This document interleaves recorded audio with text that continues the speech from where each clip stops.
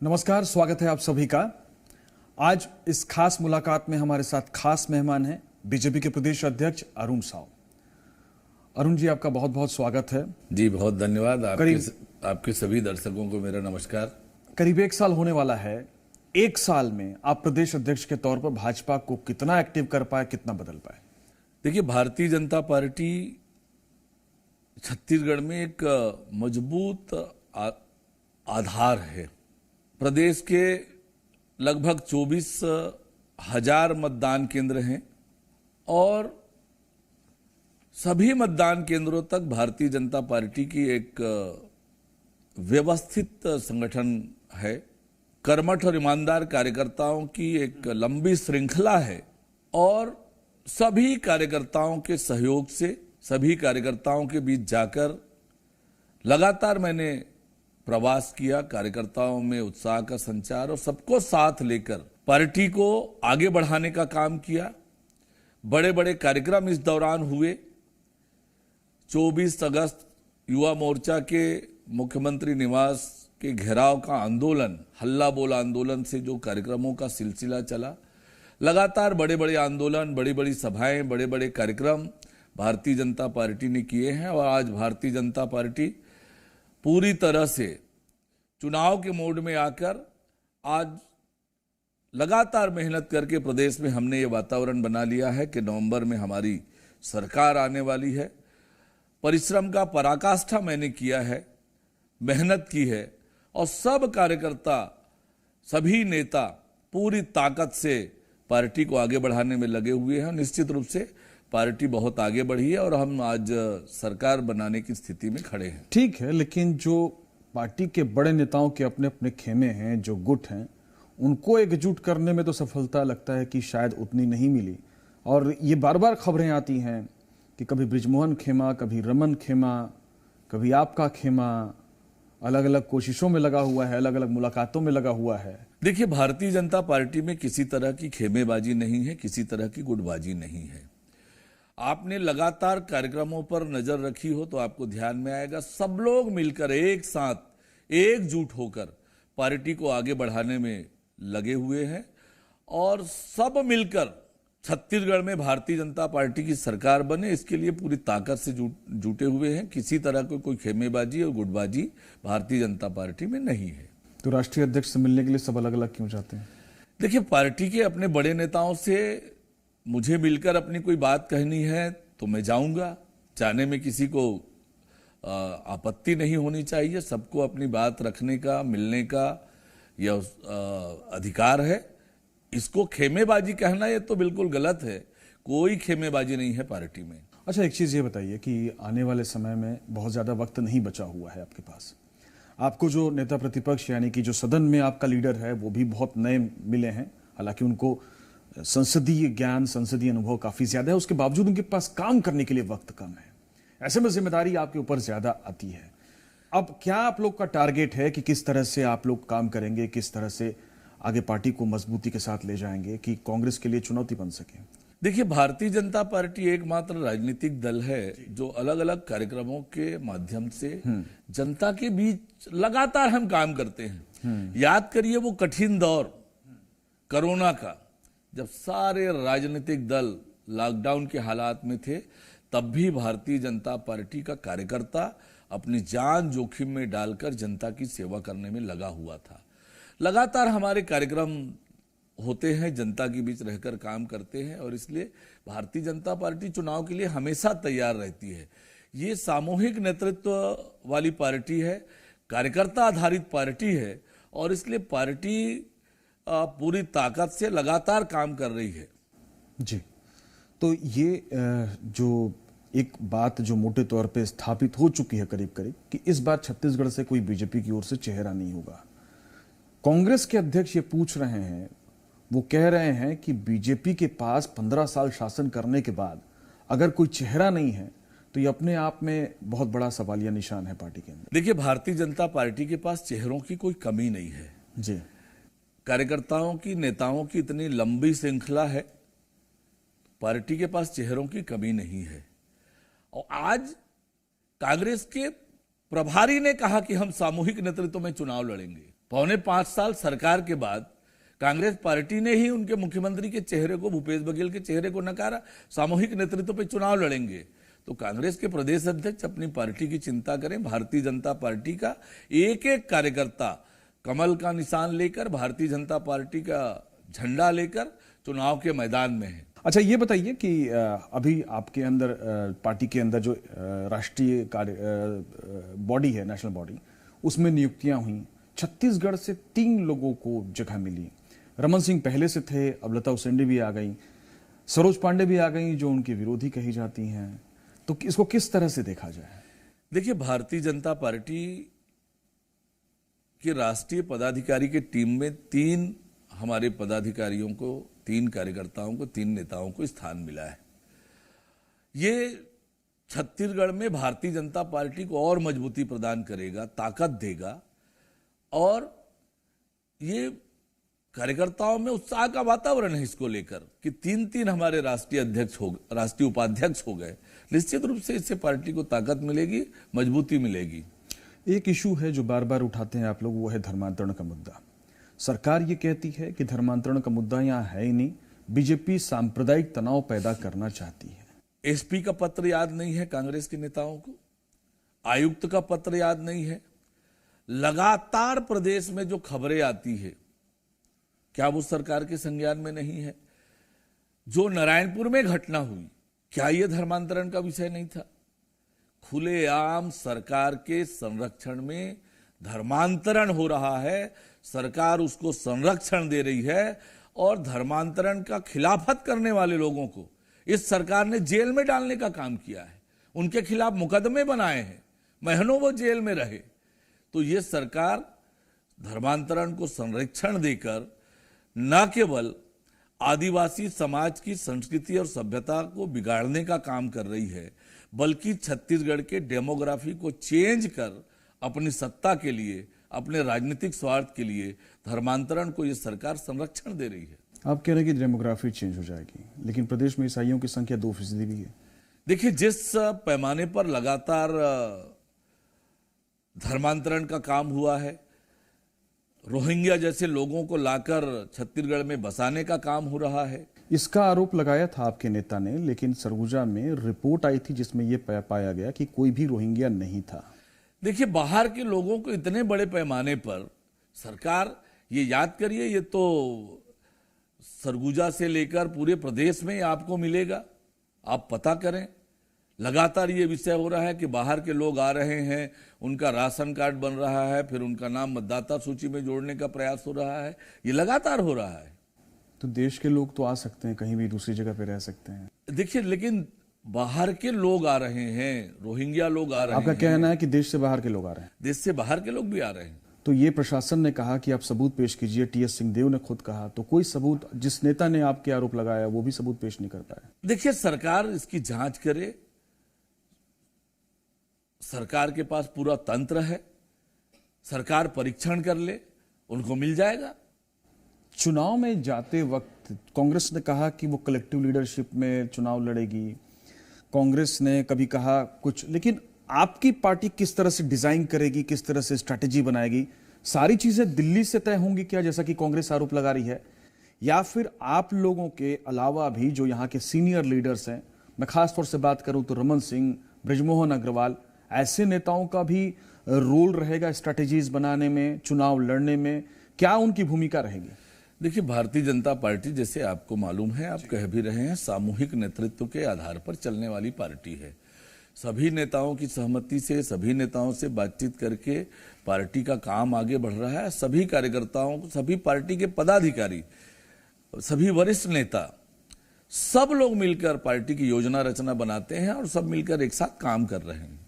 अगर आपकी पार्टी जीतती है तो अरुण साव को मौका मिलेगा कि वो प्रदेश के मुखिया के तौर पर काम करें, या ये खास तौर से चूंकि आपका समाज सबसे बड़ा समाज है ओबीसी में, इसलिए मैं ये पूछ रहा हूं कि क्या आपको सामने रख करके, आपको अगर बीजेपी चुनाव जीतती है तो सीएम बनाया जा सकता है? इसकी पॉसिबिलिटी है? देखिए, मैं भारतीय जनता पार्टी का एक बहुत छोटा सा कार्यकर्ता हूं। राजनीतिक जवाब दे रहे हैं सर आप? मैंने अपने राजनीति की जीवन वार्ड इकाई के अध्यक्ष से प्रारंभ किया और बहुत छोटा कार्यकर्ता हूं मैं।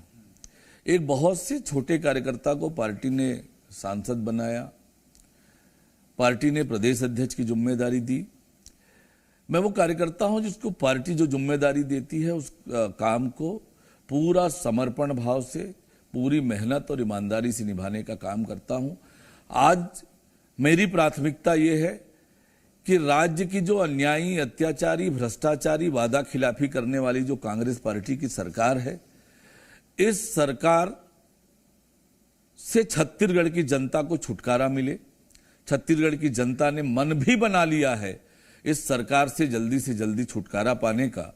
तो मैं उस अभियान में लगा हूं और निश्चित रूप से आज जो जनता का मूड दिख रहा है, पार्टी के कार्यकर्ताओं में जो उत्साह दिख रहा है, वो स्पष्ट रूप से ये बताता है कि छत्तीसगढ़ में परिवर्तन की हवा बह रही है, कमल खिलने वाला है।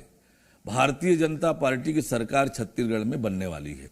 अच्छा, एक चीज कि आपके मुकाबले कांग्रेस से सीधे सीधे कांग्रेस चुनाव में लड़ रही है, दो बड़ी स्कीम्स को लेकर के जनता के बीच में जा रही है, उन पर मैं आपका रिएक्शन चाहूंगा। एक है कांग्रेस की राजीव गांधी किसान न्याय योजना, इसको लेकर के आपका क्या कहना है? देखिए, जब कांग्रेस का आप इतिहास उठाकर देखेंगे जी, आजादी के वर्षों तक देश और प्रदेश में कांग्रेस पार्टी की सरकार रही। गांव, गरीब और किसान कभी कांग्रेस की प्राथमिकता में रहा ही नहीं। गांव, गरीब और किसान की चिंता तब हुई जब भारतीय जनता पार्टी की सरकार बनी। अटल बिहारी वाजपेयी जी देश के प्रधानमंत्री बने और जब भी प्रदेश और देश में भारतीय जनता पार्टी की सरकार बनी, तब किसानों की चिंता हुई है। याद करिए, छत्तीसगढ़ में 2003 से पहले क्या हालात थे किसानों के। किसानों के साथ कितना अत्याचार हुआ। किसानों के धान को पानी में डुबा कर रिजेक्ट किया। उसके धान बिके किसानों के तो चप्पलें घिस गई उनकी अपनी राशि पाने के लिए। सुव्यवस्थित धान खरीदी की व्यवस्था छत्तीसगढ़ में भारतीय जनता पार्टी की सरकार बनने के बाद हुई। आज बात करें तो किसानों के साथ इस सरकार ने खूब अत्याचार किया है। आज राजीव गांधी किसान न्याय योजना लेकर आए, कितना पैसा दे रही है राज्य सरकार अपने खजाने से? प्रति एकड़ 9,000। देखिए, मैं आपको बताऊं, सबसे पहले किसानों के साथ इन्होंने किया, किसानों के खेत के रकबे काटे, खादों की कालाबाजारी कराई और किसानों को महंगी कीमत पर खाद खरीदने पर मजबूर किया। आज किसानों को अमानक रेत मिट्टी से बना वर्मी कंपोस्ट खरीदने पर मजबूर कर रहे हैं। किसानों को पंप के कनेक्शन नहीं दिए 5 साल इस सरकार ने। किसान पैसा पटा के रखा है, कार्यालय के चक्कर लगा के परेशान। किसानों को ट्यूबवेल का कनेक्शन नहीं दिया और किसानों के साथ तो इस सरकार ने अत्याचार ही किया है, अनाचार ही किया है। किसानों के चौथे किस्त में कटौती हुई। आप जो राजीव गांधी न्याय योजना चला रहे हैं, 4 किस्तों में दे रहे हैं, चौथी किस्त में कटौती कर रहे हैं। किसानों के साथ कभी भी कांग्रेस ने न्याय नहीं किया, अन्याय ही किया है। किसानों की तरक्की और बेहतरी का काम तो आज देश में नरेंद्र मोदी जी के नेतृत्व वाली सरकार कर रही है। धान का समर्थन मूल्य लगातार बढ़ा रहे हैं। 2183 रुपए आज धान का समर्थन मूल्य हो गया। 6,000 रुपए साल का प्रधानमंत्री किसान सम्मान निधि दे रहे हैं। रूस यूक्रेन के झगड़े के समय फर्टिलाइजर की कीमत बढ़ी। पूरा का पूरा भार केंद्र सरकार ने, नरेंद्र मोदी जी ने अपने ऊपर लिया, किसानों पर नहीं आने दिया। किसानों के हित और तरक्की के बड़ी योजना बनाकर भारत सरकार काम कर रही है। कांग्रेस ने किसानों के साथ हमेशा छल किया।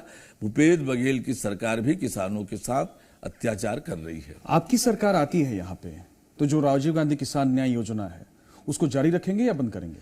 देखिए, मैंने कहा कि किसानों की तरक्की और बेहतरी के लिए हम ही ने काम किया है और आगे भी हमारी सरकार बनी तो किसानों की समृद्धि, किसानों की तरक्की, किसानों की बेहतरी के लिए काम करेंगे। ये हमारा संकल्प है। आप ये कह रहे हैं कि केंद्र की नरेंद्र मोदी सरकार किसानों के लिए ये कर रही है, वो कर रही है, तो उसी सरकार को लेकर के जब बोनस देने की बारी आई तो सेंट्रल गवर्नमेंट ने उस पर रोक लगा दी।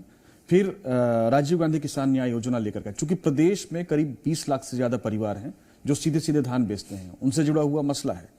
इसलिए मैं ये समझना चाहता हूं कि आपकी सरकार आती है तो इस स्कीम को जारी रखेंगे, किसानों को तो देंगे, या फिर नरेंद्र मोदी सरकार जो दे रही है पैसे वही काफी हैं? मैं आपसे कह रहा हूं कि किसानों की बेहतरी और तरक्की के लिए संकल्पबद्ध है भारतीय जनता पार्टी की सरकार जो बनेगी वो किसानों के लिए पूरी ताकत से काम करेगी, किसानों के बेहतरी के लिए काम करेगी और भूपेश सरकार से अच्छी स्कीम किसानों के लिए लेकर आएगी। यानी कि राशि आप बढ़ाएंगे?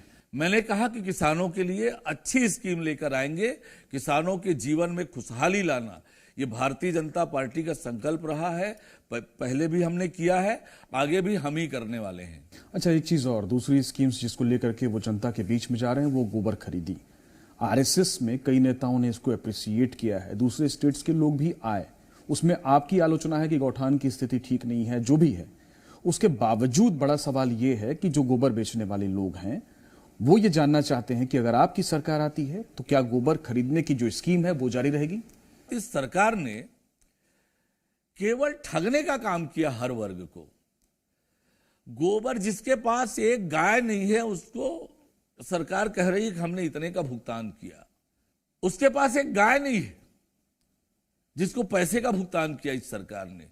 तो गोबर खरीदी के नाम पर इस सरकार ने घोटाले किए हैं, गौठान बनाने के नाम पर इस सरकार ने घोटाले किए हैं। रोका छेका योजना लेकर आई थी सरकार, आज सड़क पर देखिए आप जिधर भी जाइए, गौठान में एक जानवर नहीं है, एक गाय नहीं है। सब गायें कहां हैं? सड़कों में हैं। आज की लगातार ये घटनाएं हो रही है, गायों की मौत हो रही है गौठान में, क्योंकि वहां न चारा है न पानी है। गौ माता के साथ भी अन्याय इस सरकार ने किया है।